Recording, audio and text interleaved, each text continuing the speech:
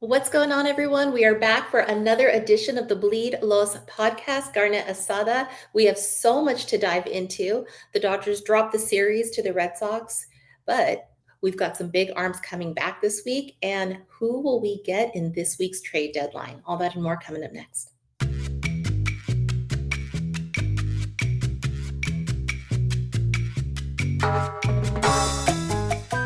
Hi again, I am Drea, joined by Anthony. This episode is brought to you by DodgersBeat.com. Stay up to date and in the know with all of the latest and most comprehensive coverage of the Los Angeles Dodgers. It's your one stop for articles, interviews, contests, merch, and more. Never miss a beat and check out DodgersBeat.com. Anthony, what is going on? How was your weekend? It was a pretty good weekend. Just came back from watching a movie. Had my critic eyes open today and yesterday, but it feels like I'm getting ready for one final exam. Like my final exam is on the 31st at 3:00 our time. So I had to get ready and like prepared and I feel like Andrew Freeman's kind of the same. He's like trying to cram as much stuff into one final time before we get going here. So yeah, let's see what happens. It's a big week. So yes, this is going to be a little bit of a special edition of the Carne Asada because we're going to focus a little bit more on one particular topic, and that is our trade deadline. So we're going to kind of go through some potential people that we might see join the Dodgers this week and talk all about it. But first, we got to talk about what we just saw with the Red Sox series. So we'll briefly just get into that. What did you think about the series? Yes, we didn't take it. Yeah, that was actually really rough. Mm-hmm. I bought the false hype on yesterday's game when we jumped Crochet early. I'm like, oh, we're about to chase this guy out the game, and it completely just didn't happen. Yeah. And then today's game was very disappointing because we had multiple opportunities to I wouldn't say blow the game open, but give us our chances to win the game, and we just didn't come through at all with the bases lowered or runners on. We just looked awful at the plate, and I feel like we missed an opportunity to win that series today. I knew the Crochet game was going to be hard to start with, but I felt like today's game was the winnable one.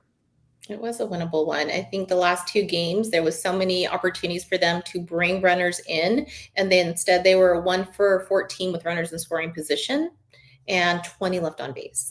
Not going to happen. You're not going to get it done if you are just failing to bring the guys in. So it was a little bit kind of disappointing because I really thought we could at least take two. Like you, I was worried about the Crochet game, but we had a chance to really jump on him early and we got so, it's one of those things. Another series does not kind of hit us too hard in the long run. We're still at the top of the division, but it's getting a little close now with the Padres who did win this weekend. So we will kind of hope for the best because, Andrew Friedman is watching that too. And we know that he's likely making moves. So let's talk about what we could see this week. We have quite a few people that there's been rumors about. There's a list that I believe Jeff Passan and Ken Rosenthal has been bringing up some names. So just a lot of who knows what's going to happen, but these might likely be the names. And obviously we've been talking, the biggest need is probably going to be relief pitching. So let's kind of get into that. Judging by the list that you have seen, and I'll kind of just run down some names. Are any of these names that stand out to you that say, hey, you know what, this looks like it could have a little bit of promise? Names that have been attached to us are Johan Duran from the Twins, Griffin Jax from the Twins, Felix Bautista from the Orioles, Ryan Helsley from the Cardinals, David Bednar, Mason Miller, Emmanuel Clase, Cade Smith, and Pete Fairbanks. So we don't know that all of them will be available because it's not 100% who are the official sellers. But do any of those names stand out to you? A few names do stand out. So as we go around talking throughout the podcast, I do have guys listed under two categories: dream scenarios and realistic scenarios. I put Duran there on dream scenario. I just feel like the Twins asking price might just falter us, and they might be asking for Zaire Hope or sweat the Paula down. And like I said, I'm not going to trade those guys for a reliever. I want a superstar talent in return if I'm giving up someone. So I have him listed under dream scenario. And then I have a few guys listed under realistic options. The name that's been popping up recently is Ryan Helsley. I've seen him mentioned multiple times by a bunch of guys who are in the business and the know of it. So I have a feeling like Andrew Freeman's kind of circling around the Cardinals. The Cardinals are kind of like don't know whether they're going to go all in or going to sell, and then it kind of was like the same thing last year.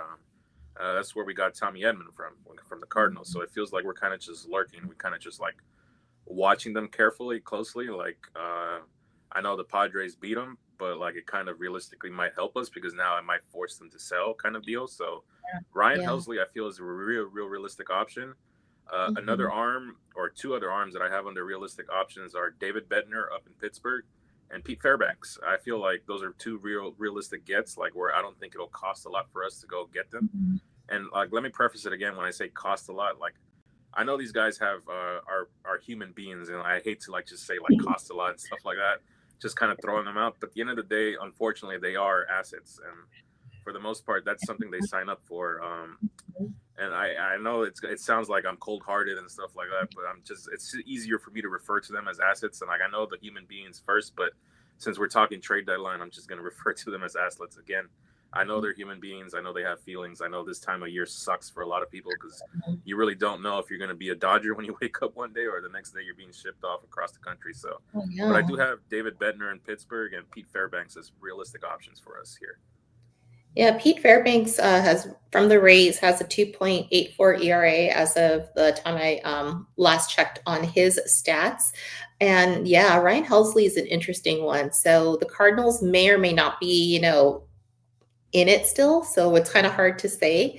But I also know that the Dodgers were said to be interested in another Cardinal, which is Brendan Donovan. So you never know; there could be a package in the making. There's a possibility of multiple Cardinals coming to LA, and usually you kind of have a more of a positive feeling by people who have traded with us in the past because there's teams that will not trade with us, and we'll probably talk about a couple of those guys that may or may not be in it, but you kind of have an idea from who have the Dodgers been partnered with before that may actually make this work, and the Cardinals could be a possibility. I'm very interested in that one. Ryan Helsley seems to be a possibility. He has a 3.00 ERA. One of the biggest names though that has been kind of circulating through the rumor mill and will probably cost a little bit too much. So I don't know how big of a possibility it is.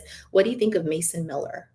See, I have him listed under dream scenario. Dream scenario. I really don't think they're going to trade him. I think they're kind of just like testing the market to see like maybe in the off season what he can like demand and stuff like that. But Mason Miller would be like the dream scenario. He's a young player. He can fit right into the bullpen, slot him right in. But again, like I don't want to get my hopes up because I feel like it's such a ludicrous dream at this point. I think the A's are just kind of just trying to field offers and see like, okay, if we can get this in July, maybe in like December and at the winter meetings, like we can get even more for him. So I kind of have him under dream scenario right now under this point. Yeah, no, I think that that's more than likely a dream scenario. He was connected to the Dodgers League via Ken Rosenthal.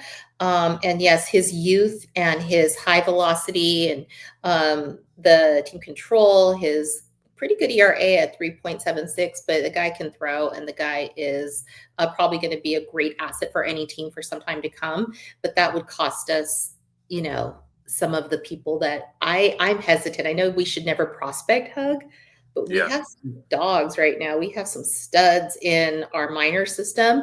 And that kind of just leads me, as we still kind of go back and forth with this list, are there any people that in your mind you feel like, no, we cannot let this one go?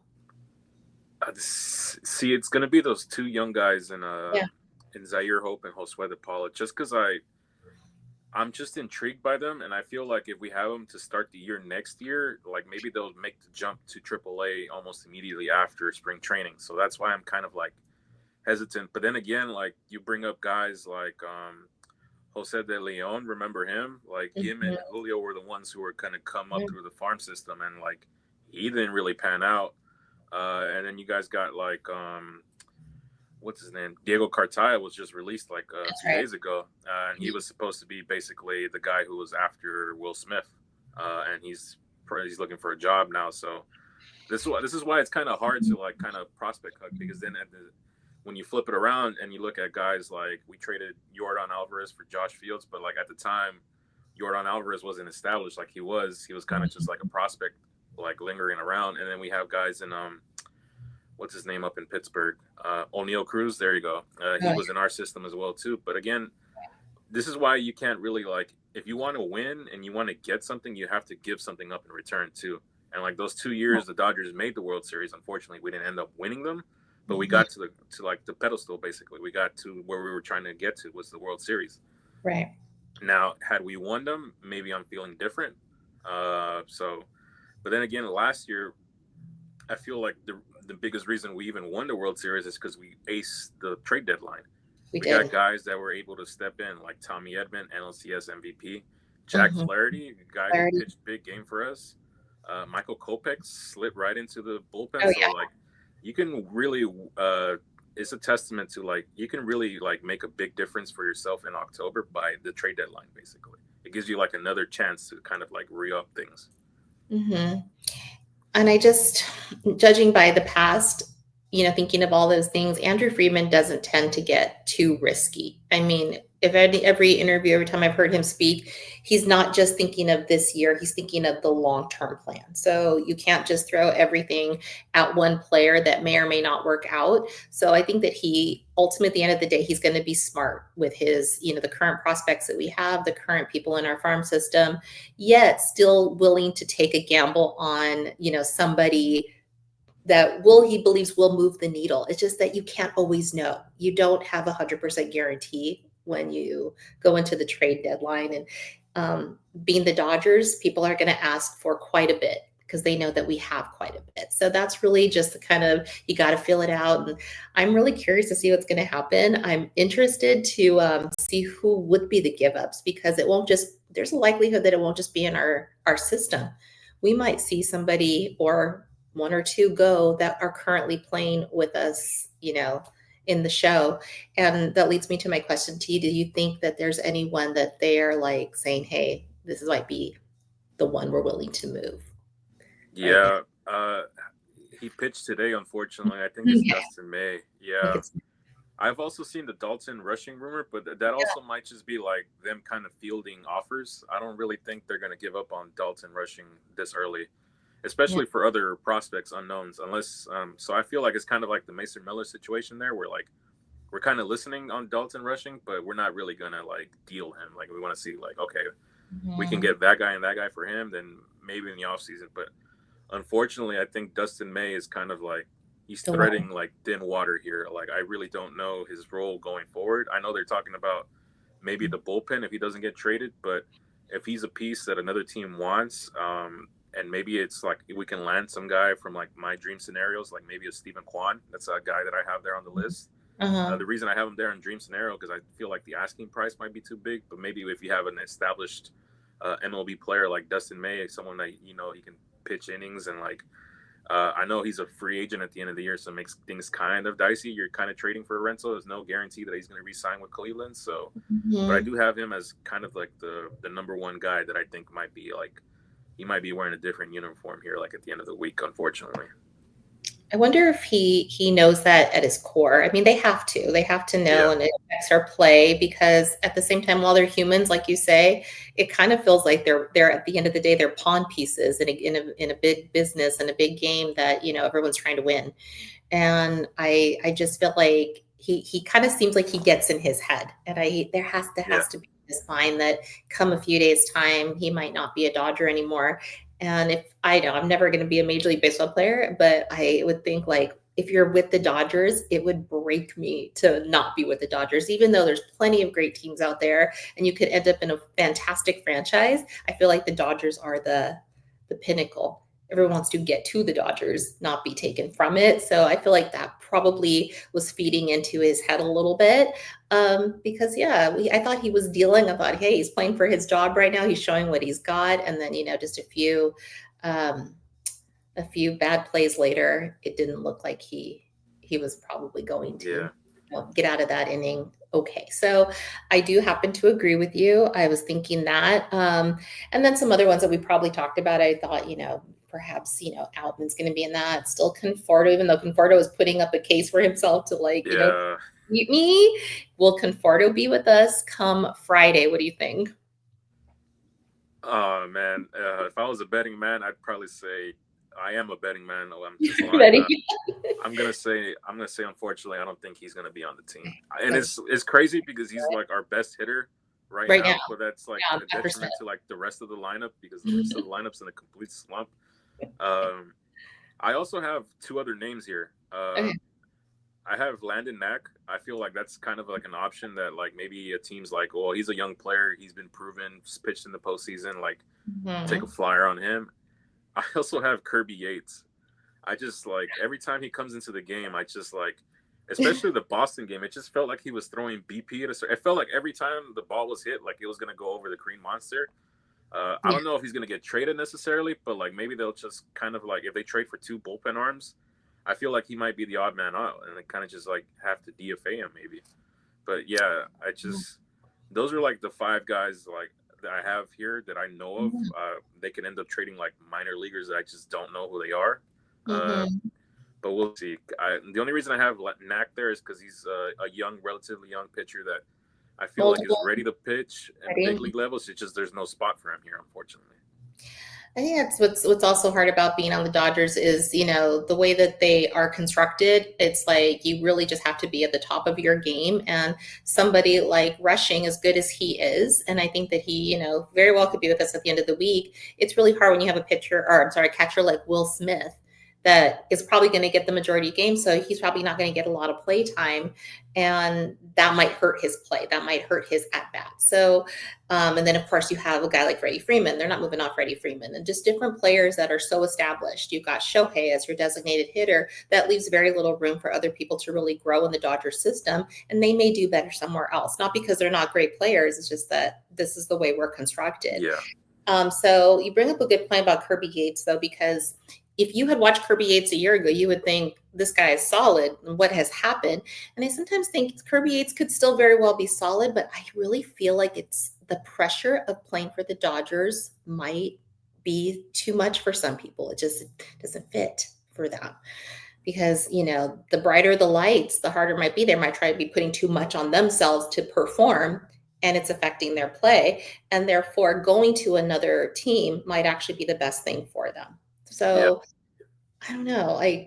I'm kind of over the Kirby Yates experiment. Yeah. Package. I also think we have to be careful because our team is a little bit older. So that's why I'm like hesitant to trade these younger guys. Like we have to start thinking about like the future after this year. Because Freddie Freeman's he has 2 years left, if I'm correct on that. Yes. So we have to find his replacement. Max Muncy, I believe, is a free agent, but I think we'll re-sign him. But he's also getting older. So the only young guys we have on this team relatively are Dalton Rushing and like our arms, basically, our younger arms at least. Not like guys like, well, now that I'm thinking of like, what is Kershaw going to do at the end of the year, kind of deal. Like Mookie's in the early 30s, Shohei's early 30s as well too. So we have to like realize like.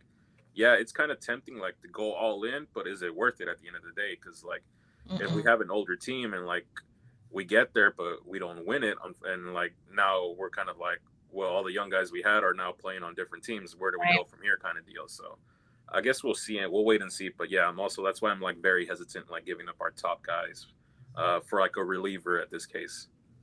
You know, we have to think about, because we have Shohei for 10 years, and we have to think about 5 years from now, 2 years from now, 7 years from now, and we have to maximize that time. And what you just brought up reminds me of what the Padres did a couple of years ago. They gave up, I believe it was Mackenzie Gore, the pitcher, and some of their biggest studs in their farm system that ended up being incredible. CJ Abrams, and I believe James went to the Nationals. They all went to the Nationals. And they were, you know, doing whatever they had to do to get Soto, I believe, which was only going to be there for a little while. And that's a risky move. It's like putting all your chips in because that was like you win the World Series now kind of a move, and he did not. And that's just I think it's detrimental to the long-term growth of a franchise. And I just simply don't think they're going to put, as much as we want to see win now, buy everybody, get everyone, that's not the right move. For do we want to win for year after year? And I really think there are some just internal options down in our system. I was watching Snell pitch for OKC on Saturday, and there's guys down there that are just incredible. I mean, to watch, I know they're not going to be here for a little bit, but Alex Freeland's great. right? Yeah. We have different guys that are studs down there, and eventually we're going to see Desire Hope. We're going to see the Josue de Paula. And so, I mean, I can already visualize it, and it would hurt me to really see them go because they're so Yeah. good. So we'll see what happens. I'm kind of nervous yet excited to kind of see the final roster that's going to happen at the end of this week. But then there's some just kind of crazier rumors. I just want to get your take on while we're talking about some relief pitching. But did you hear the Kenley Jansen? People have been Yeah. coming to us like bring back Kenley. I don't see it. What's your thought on? Is this a Well, yes I or don't see it for the main reason. The Angels are never going to no? trade with us. They tried to trade with us back in, what was it, 2020 or what was it, the COVID year, when they tried to trade for Jock and Ross Stripling, and like it fell through because Artie Moreno just like at the last very possible second just said nope. So like, unfortunately for Kenley, I know he wants to be a Dodger. He said it multiple times as well too that he would love to come back, but unfortunately because he plays for the Angels, I just don't see that happening. Like, I know he's going to be people are dispute this, but he's a Hall of Famer in my books. He's a Hall of Famer for us. Like, I know towards the end it was pretty bad, but like I always choose to remember the good times. Like sometimes some of those years in the playoffs, like we don't get past certain teams if Kenley doesn't go out there and like throw 3 innings basically, because that's how bad our bullpen was at certain points. But at certain points it felt like it was just kind of Kershaw and like and Kenley basically in like certain games. So again, he's a Hall of Famer in my books, but I don't think he's a realistic option just on the fact that he plays for the Angels only, basically. Yeah, I think that you bring up a point. First, Artie Moreno, and two, I believe that I don't know the exact number. Maybe producer Roger can check on this while we're talking, but he needs a certain amount of saves to hit like a key number, and I think he's kind of going for that number. He may need to pitch another year or two, but that would imply that he would have to be the closer. And I don't think the Dodgers are really doing the established closer. It feels like it's been more like closer by committee or what makes the most sense during a game. And I think that the Kenley Jansen / closer experiment might be closed on that. I don't know. And they did have we still have Tanner Scott. So I don't know. Yeah. No, it's a no for me, dog, as they would say on Old American Idol. I love Kenley Jansen, but I think that those days have passed. So we shall see. What has been probably more than likely not going to be a trade piece, but just kind of interesting things to think about. We've been attached to a few starting pitchers in the last several, month or so when you hear these names floating around, but Sandy Alcantara, Taj Bradley, Edward Cabrera, and I heard this one, which I thought was kind of interesting because I don't think the Rangers are established sellers yet, but Nathan Eovaldi. Do any of those names, like, do you see any of those are on the Dodgers, or is like mostly just rumor? Eovaldi would have been cool, but like these guys are kind of, we would just kind of be taking flyers on them.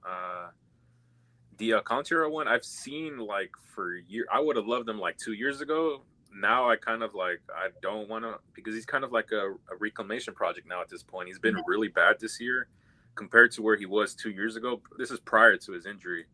But I don't see why we would go after another starting pitcher with like the plethora of guys that we have basically at this point. It would kind of just be like, we'd be filling a need that we really don't have. Like, why would we why would we trade for a starting pitcher at this point? Unless like something catastrophic happens and like we have injuries that like are season ending, then I would see that. But right now I don't see it. You don't see it. I think producer Roger's sending us some facts about Kenley Jansen. So let me pull those up. So Kenley Jansen, to get to third of all time saves, he would need, I believe it is 14 more. So so he needs 14 to tie Lee Smith for third of all time, and 15, and he's third of all time. So he's in that range of 14, 15 to get to a key number of saves, and that would make him, have to be a solid closer for us. So don't think that is likely going to happen. And again, Artie Moreno is not going to do it. So it's a dead rumor, I really think. But yeah, definitely don't know about the starting pitching as far as being our target at all, because it's been kind of setting up to where you're going to get Snell back. I'm guessing in the coming days. He pitched Yeah. really, really well over in OKC on Saturday. So in 4.2 innings pitched, he allowed 0 hits, 0 runs. He walked 4, but got 7 strikeouts on 76 pitches. And I mean, he looked ready to me. And so I'm thinking got Snell, and then one of the other ones that we are going to be having, which I know we've missed, is Blake Trinan. So I believe he's coming back tomorrow. So we're going to start to see our reinforcements, and I don't necessarily think that starting pitching is going to be a thing. But to kind of round out the whole talk on trades, there's you brought up a really good one a few moments ago, Stephen Kwan. Yeah. And I'm very intrigued by him. He can play left field, center field. He's on the Guardians right now, and he had his first multi-homer game just a few days ago. Looking good. And I kind of like the idea of seeing him out there. So definitely think he's an option. I know we've been attached to Luis Robert Jr. I don't really see it. Feels like we've been attached to him for like forever. There's been like a couple seasons where I've seen his name. Yeah. Yeah. I don't think that's a thing. When I would have liked in the last few days, I kept watching him, and every time he'd come up to at bat, I'd be like, oh, here we go again. He's going to get another hit. Jarren Duran. Now, he probably won't be traded, although there were there was talk around that. But if they did trade him, would you want to see him as a Dodger? Yeah, I have him under a dream scenario. I feel like that's more of an off-season trade where like you kind of reassess at the end of the year. Conforto's off the books. You need an outfielder kind of deal. Do you shift Mookie back to the outfield, or you keep him here at shortstop? He's been struggling mightily at the plate. Does he rebound kind of deal? If like Duran would kind of like fit that like young player, slot him in, corner outfield spot, and like you don't have to worry about it anymore. So that's why I have him listed under dream scenario. He'd be like a dream for us to trade for him. He's a stud. That actually, if I had to pick, that would be my dream scenario. Now, coming into this series, he had been struggling, but I think something about playing the Dodgers wakes everyone up, and then they remember that they're all, Cy Young players and Gold Glove winners when they play us. But yeah, he did look excellent, and I thought, oh, if only he could be in Dodger blue. So I would have loved that. It probably won't happen. One that probably won't get traded at all either, but there was talk, is Byron Buxton. What do you think of him? That's also under a dream scenario because he has that no trade clause. Yeah. And he said it at the All-Star game in his interview. Was like, I'm not going anywhere. I have a no trade clause. So that's why I was kind of like, you kind of have to like convince him. And like, well, I think he would probably say, yeah, if he found out he was being traded to us. But at the same time, it's the iffiness of a no trade clause. Like if he says no, then like, where do we go from there? Yeah. So yeah, I would probably rank if I had to pick between the two outfielders. I'd probably go Duran just because he's a few years younger, and he's not really making money right now, at least. And Buxton kind of is. Yeah, no, I think I have to agree with that one. So Jarren Duran, future Dodger, maybe, but not right now. Duran's also a local boy. He's from here. There you go. So he's from Corona, at least, with California. And he's also has a Mexican heritage. So it would be like an ideal, like kind of like star player for us. But again, I think this is more of a off-season kind of move or deal that gets done. Yeah, if we're talking about the future, which we'll do again much later, but I heard a little interesting nugget this week in terms of trades. It won't be this season, but we have been attached per Buster only to Tarek Skubal in the future. There's talk that the Dodgers would plan to be aggressive on him, although he probably would command somewhere in the range of $400 million. So that is another thing to think, hey, I mean, how cool would that be to see Tarek Skubal in our rotation? So there's some plans for the future, and those are going to be some really cool targets if we do go after them. But right now, there wasn't like a mega wow name this time that everyone's like, ooh. So we're kind of, we would love to have the moon and the stars, but that's not maybe what's going to be available. One that I found interesting because we just played him. He was the guy who dropped the ball that Freddie Freeman hit, and we ended up winning the game in the last moments, was Harrison Bader from the Twins. It's been said that there's some interest in him by the Dodgers. He plays left field and center field. Your thoughts on possibly getting him? I have him slotted under realistic just because I don't think it would cost a lot for us to trade for him. This is a guy who's been proven, big leaguer. I feel like he would kind of slot in. Again, this is assuming that Conforto is no longer on the team. I feel like Harrison Bader can fit that slot, and you don't really have to tell him, like, hey, we kind of need you to come in and, like, hit, like, 30 homers and produce all these RBIs. You can kind of have him go be like, hey, like, just be yourself, kind of like just take it as the days, one day at a time, and like just look at the guys around you. Like Tommy Edman, for example, last year he was coming to us. He was injured still, so he was first like month with us. He's kind of using it as like his spring training, and the guys were kind of telling him like, yeah, just like take as much time as you need, be yourself, and like look what ended up happening. NLCS MVP, and he ended up being a key factor of why we ended up winning the World Series. So that's why I have him in a realistic option. Just kind of a guy you can plug in and just like tell him to be himself, basically. Yeah, no, I hear you, and he plays pretty good defense, and having pretty solid offensive year, but his defense is pretty good. I'm so happy he dropped that ball, but generally he will get it done out there, and I think that's kind of what Conforto has been more so than offense, even though offense has been Conforto's thing these last few series. Overall, I've been pretty grateful that at least Conforto gave us some really good defensive plays, but Harrison Bader could definitely plug into that, and I think he would be fairly decent. So I think in realistic scenarios, yeah, the Donovan and Bader trades might work, but definitely going to see maybe one or two bullpen dogs coming up this week. At least I'm hoping we will. Yeah. But yeah, so if we had to kind of break it all down, all those guys that we talked about that were potential, if you could just have one, we only get one relief pitcher or we get an outfield or a position player, who is the one? Like, does you want to hear this name by I believe it's 3:00 Pacific time on Thursday. Yeah. What name do you want to hear? Ryan Helsley, you are a Dodger. Yeah, that's the guy. That's the one? Yeah, that's the one. If I had to like narrow it down to one, yeah, he's the one.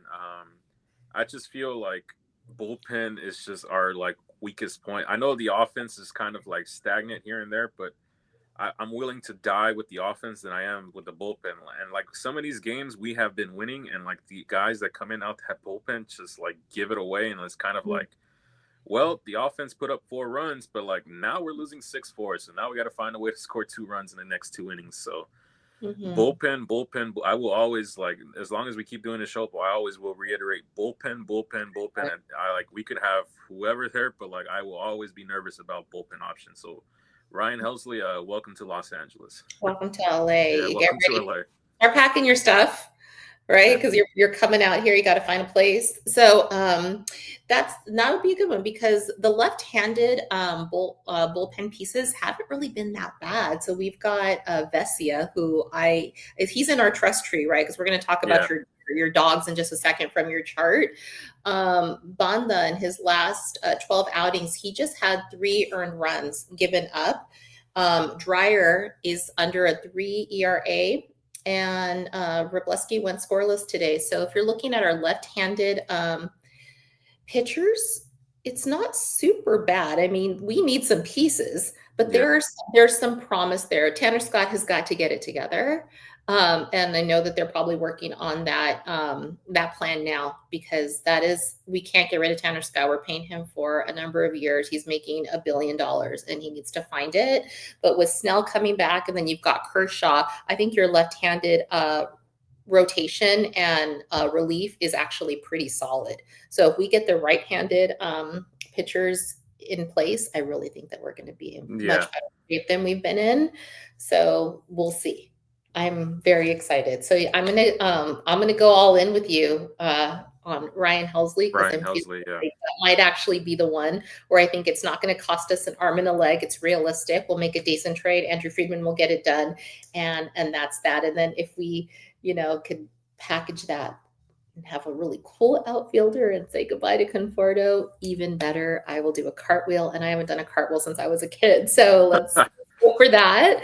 But definitely exciting. But yeah, there's also some things that we could do once we have that in place.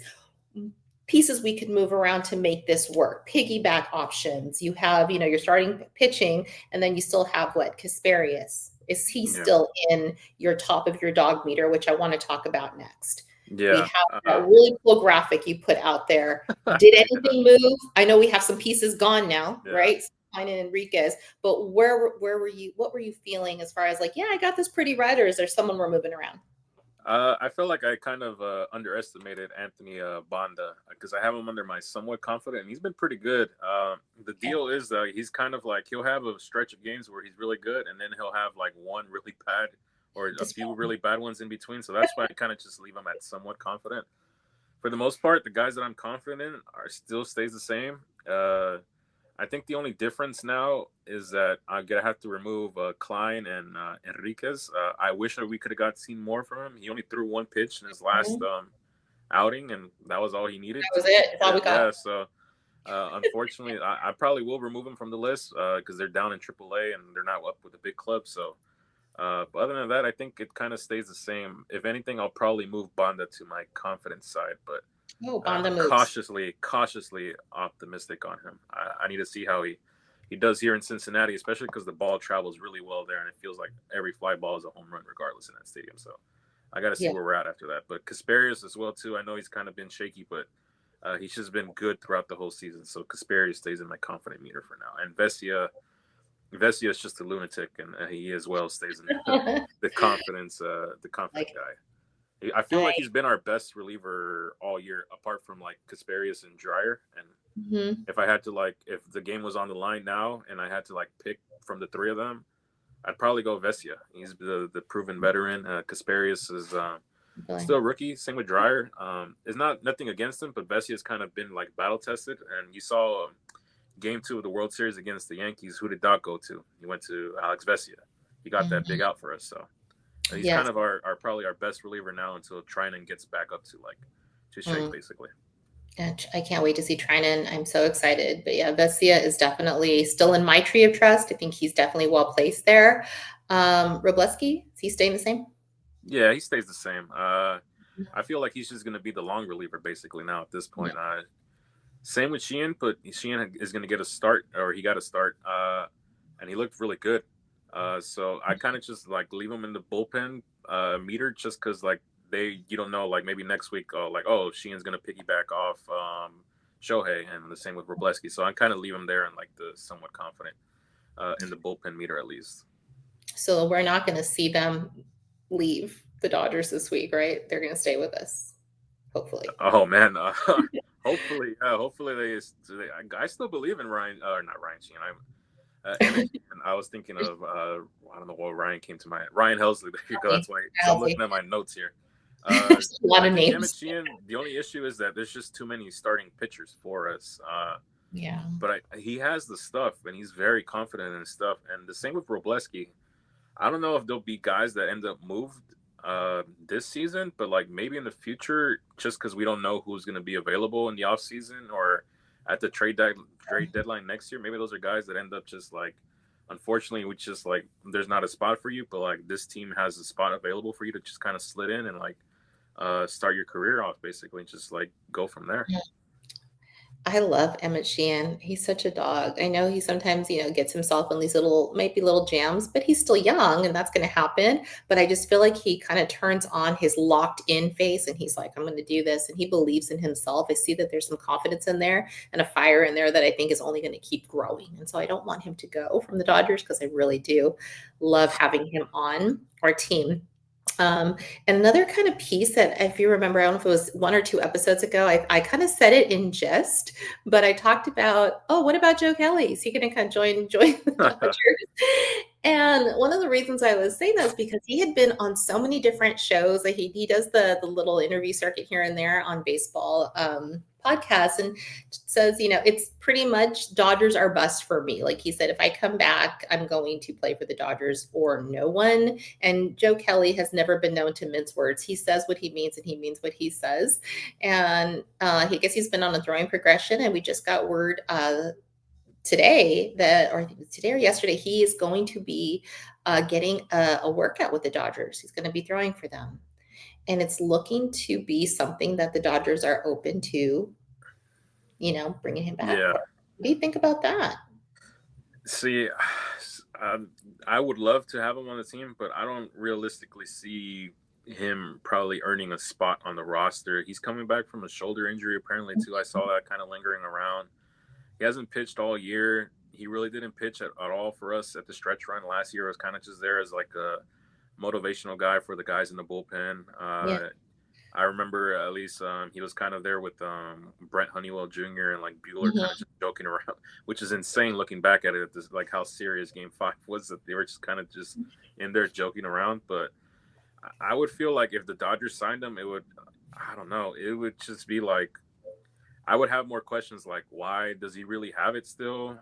He really didn't have it towards the end of the year. So it kind of more like a dream scenario, but like kind of like a dream where like why did we do this kind of deal? Not like a dream like I'm trading for Jaron Duran or Byron Mhm. Buxton, kind of like, well, why did we do Yeah. this? Like if we do it, I feel like it's because we didn't end up signing or trading for one of these people, players here on the list. Maybe that's why. Like the asking price was just like too high, and then they're like, okay, well, fallback option. Joe Kelly's look pretty decent, so why Right. not give him a flyer? So maybe plan B or plan C. What Right. about signing him to like the minor leagues and then seeing how he does over there and then possibly bring him up if he looks good? Possibly, but at the same time, like they're doing that experiment with Bobby Miller now in the bullpen. So Yeah. why would you take reps from Bobby Miller and give them Mm, to Joe Kelly if you want to see what Bobby Miller has as a right. reliever kind of deal? So like that's why I would be like, I don't know. Like I love Joe Kelly. I think he's like a funny, great player. Like he's a legend for for everything he did in the bubble, especially in Houston. But I don't see it with us here, unfortunately. I think his better days were behind him. So we need a different guy to bring that edge that you Yeah, speak of. It's not necessarily going to be the legend of Mariachi Joe this yeah. round for you. So you're a no on that one. I'm gonna know that one. Maybe the guy that brings the edge is kind of like Blake Trinan, just like that grizzled He's veteran, edge. like commands the respect of everyone in the bullpen kind of deal. Last year it was both him and what's his name, Daniel Hudson, kind of just like Oh the yeah. old guys in there. So like maybe you just need older voices in there, and like Blake Mm. Trinan being gone for like majority of the season was maybe probably a big issue with the bullpen. But Yeah. yeah, unfortunately for Mariachi Joe, I think his last song was in the Yankee Stadium, going out as a champion. All right. So that is fair enough. So yeah, it's kind of circling back just to kind of put a little just extra bow on the Bobby Miller situation. I was like kind of thinking about why didn't they just put him in, like kind of see what he'd be like in relief pitching, or maybe they didn't want to like, completely shut the door on his career as a starter unless they were super sure. But this might be what I think could save his Dodgers career. Do you think Yeah. that this is ultimately the right move for Bobby Miller? Yeah, this is kind of like last shot, basically. I do have examples of like starters that became relievers. We mentioned them Okay. earlier. Mason Miller was a Mason starter. Miller. We have a Mm-hmm. guy on our team right now in the bullpen who's thriving. Ben Kasparius Mm. was a starter. We needed a need in the bullpen last year, and he kind of pitched big innings for us in the bullpen. He And look did. at him now; he has the confidence. Blake Trinan as well initially started as a starter, didn't have a spot for him in the rotation, so they moved into the bullpen and never took him out from there.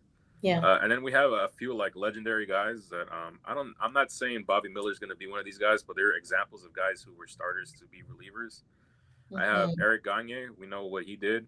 Yes. John Smoltz as well, and then we have here in Anaheim, K Rod Francisco Rodriguez. He was a starter turned to a reliever. So So there's there's a like history.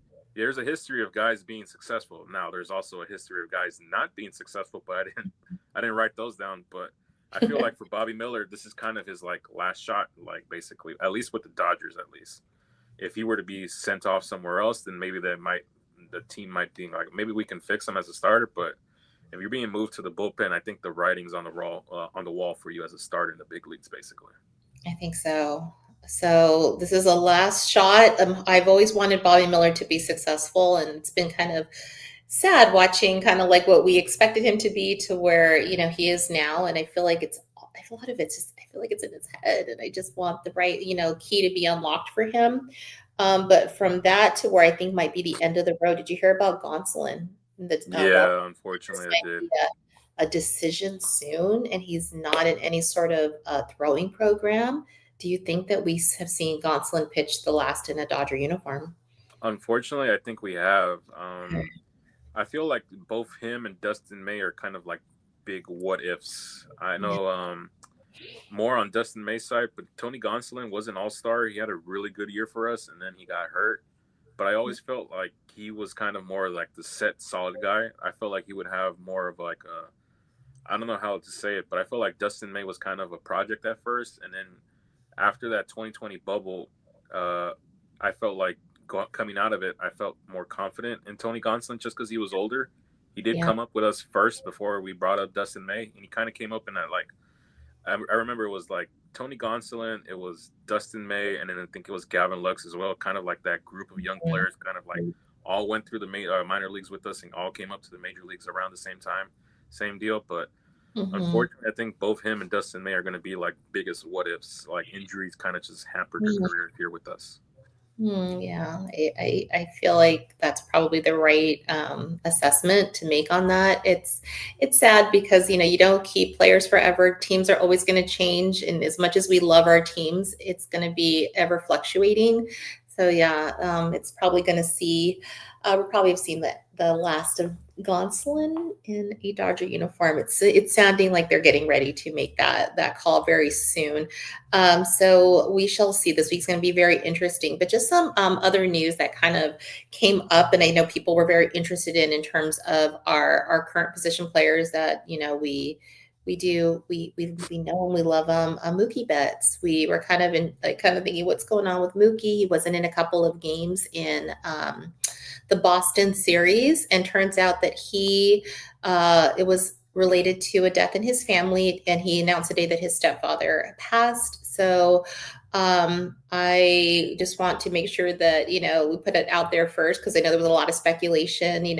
Our condolences to the Betts family, his mom, and everyone, because ultimately baseball is, we all love it, but it's a game, and people come first, and families come first, and so our condolences to you, Mookie, and I just wanted to kind of just give I've obviously we've all had deaths in our family, but that can affect you. And if he had seen something like this coming, it might be a reason for where his head was at in the coming, Yeah. past weeks. I don't know. Your thoughts? Yeah, first off, condolences to him. Like you said, we've all experienced a loss in the family. It's very hard emotionally, spiritually. It feels like you're kind of just thrown through a loop. You don't know how to react. You don't know how to deal with your emotions and stuff like that. And he's also had a very, very rough year. He started the year off with that sickness, lost all that weight. Then he Yeah. broke his pinky toe. And like, I just feel like this year is kind of like, I know a lot of people are kind of writing him off, but I feel like this year it might just be a wash for the year, but people are starting to write him off like career wise. Like this might be the guy who's like for the rest of his career. I just don't. I think like at the start of next year, I think he'll have like just a full slate of health. Like kind of just throw this year behind him, and like Mhm. at this point, I feel like I'm kind of just like if you can get any bit of like right heading into September and October, that's all I really need. Like numbers at this point are kind of secondary. Just like if you can find a swing. That's good with me. But yeah, other than that, I feel like it's just been a really, really long year for him. So we'll see where he's at emotionally and spiritually. But yeah, I feel like it's just been like a nightmare season for him, basically. It has, and I think that Mookie has always been the first one to step up when we, as a team, needed someone to be a shortstop, someone to be second, someone to be in right field. And he has never made it about himself. He has always, said the team comes first. And for being an MVP, a superstar, we could not have asked for a greater person to put himself last when the team, came first. No conceit, no ego at all. And I think we've gotten so lucky to have him and to have people like, Freddie and Shohei who are at the top of their game yet are so humble at the same time. And I think we just need to remember as fans to give them grace. We're all not at our best every single year, every single day, every single month. We all have struggled. And these are humans at the end of the day, just like we all are. Yes, we want them to be perfect. We want our team to win. But I think it's just important to check ourselves sometimes and remember that everyone goes through things. So definitely just wanted to put that out there because I love Mookie Betts. I know even his necklace, turns out that it broke too. We noticed in my household, Yeah. like, what happened to his necklace? I actually have a replica of it that I got from his website. And I feel like, of all the things everything comes in like threes or more when bad things happen. And I feel like, oh, if it's not one thing, it's another for Mookie. So I think it's in his pocket now. Hopefully he can get that repaired, but we love you, Mookie. And so we hope that, everything kind of, just balances out for you and your family as soon as possible. But if he needs time, that's what he needs. And we're going to give him that. But some other things I just kind of wanted to put like a positive note on. We did see Teo. He had his multiple home runs this series. So we have some good stuff that we're seeing from Teoscar. Miguel Rojas. I know he gets a lot of heat from fans, probably too much sometimes, but he had himself a good series. He's getting on base. The one I'm concerned about, though, is Kim, his son Kim. It turns out, I guess he's been dealing with a shoulder injury and he looks like he's wincing, like he's in pain every time he takes an at bat. He's putting himself out there, but does he need to be placed on the IL so we have him for October? I believe so. Especially with shoulders and like anything elbow related, like, and especially because he's a batter and he's using the shoulder, so maybe some time off is kind of beneficiary for him. I know he's been one of our best hitters, and like I was kind of wondering why does he look like so lost, and now like it comes out like, oh, by the way, he's been dealing with a shoulder injury. Like, okay, that makes a lot more sense. So yeah, so maybe it's just some time off. Hopefully it's nothing serious. Hopefully it's just kind of just like he's banged up. Like the long season is kind of getting to him a little bit. So hopefully it's just kind of that. Like he just needs like a few days off here. I hope so, because I really love him. He's like such a great person. Like it just seems like just a lovely addition to our team. So I want to see him thrive in postseason because I can see him running the bases and making things happen and being that little spark plug in October. So I definitely want to see him. But there's this other positive things. You were right about Walker Buehler. He got his ring. I didn't remember if he was going to get it or not, but the footage was incredible. So your thoughts on Walker Buehler getting his World Series rings? I think that he was a huge piece of that puzzle. Yeah.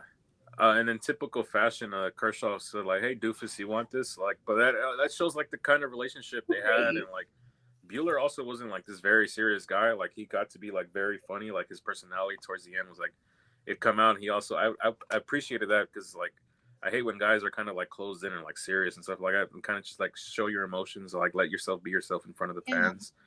So I'm happy he got this moment. I wish in a real like true scenario, I wish it happened here in LA. Unfortunately, it's in Boston, so it's kind of not the same thing. But I feel like the next time he does pitch here, I feel like he'll get his flowers here, especially in front of the home crowd. Yeah, I've always had like a soft spot for Walker Buehler through struggles, ups and downs, and all. I will never forget, what he brought to LA. And I think that there's just certain Dodgers that you'll always have, like, once a Dodger, always a Dodger, and he's 100% in that category. So it was cool seeing him get the rings. I'm glad you remembered that because as soon as I saw it, I'm like, yeah, Anthony called it, and he did get it. It was adorable. Some other fun stuff. Max Muncy is going to be a daddy again. They announced that he's going to have a little girl. So another daughter. So he's got a daughter and a son right now, and going to have another little one. So congratulations to Max Muncy. And then before we kind of go into just kind of closing up and getting ready for the Red Series, I like to kind of just leave it as positive as possible. But as of right now, we played 106 games. And a year ago at this time, we had almost the exact same record. We were, let's see, out of 106 games, I believe we were 60. Ooh, did I lose it? I think I did. I might need that, but we're 61-45 as of today.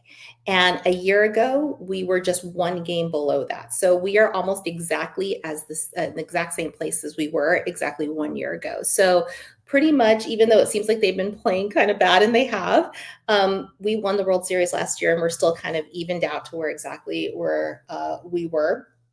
Even though, yes, we have been 5-13 over our last 18 games, we still are in a really good place to do well for the rest of the season. So hopefully this trade deadline will be the beginning of really cool, just really cool things to come for the Dodgers. So, but now we're going to switch to the Reds. We're going to play them next. I know we talked a little bit about what our predictions are, so we'll skip that part. But the probables are Glasnow, Yamamoto, and Ohtani. And I think the big news is we're now going to be on a 6-man rotation. Yeah, So is it time for that? Do you think that's what's going to be like, kind of like a missing piece to really kind of bring this all together? I believe so. Yeah, and I feel like these are our three big dogs basically right now because Snell's on the mend, and so that's why I feel like I'm gonna say it. I'd be disappointed if we don't sweep the Reds. I would be disappointed Oh, because these are now we like, yeah, these are our three top guys, and like I know Glasnow and Yamamoto do not get any run support, especially as a late Glasnow. But I would be very very disappointed if we don't sweep these guys here. Yeah, no, it's time for a sweep. I think we need to just go all in and say, get it done because, we were just what, a couple days ago, 6 games up on the Padres. Now we're 4 games up on them. And I Yeah, think it's time to put some distance. I think it's time to fully flex our muscles without going back and forth. It's time to put on our game face and make it happen. So Reds are next. And then yeah, I think we'll have a show before we go to the next series. So we'll be able to yeah. talk a little bit about that. So that covers my notes, unless there's anything that you have. No, I'm pretty good here. Yeah. All right. So thank you for joining us on this Sunday edition of the Bleed Los podcast, where we talked all about the trade deadline. All of it is still speculation until we find out what happens on Thursday. But Thursday, we'll definitely want to come back and talk all about who is the new Dodger. So Ryan Helsley, hopefully we get Ryan to see Helsley, yeah. you. We'll go with that and see how right we were. Don't forget to check out DodgersBeat.com for all of the latest articles, interviews, pregame, postgame, you name it. Don't forget to check out our handles as well. You can find me on Instagram at RavineQueen1958. You can find Anthony on X at Anthony Acosta _. And don't forget to like and subscribe, hit the bell notification, all that good stuff. We really do appreciate it. And until next time, go Dodgers. Go Dodgers.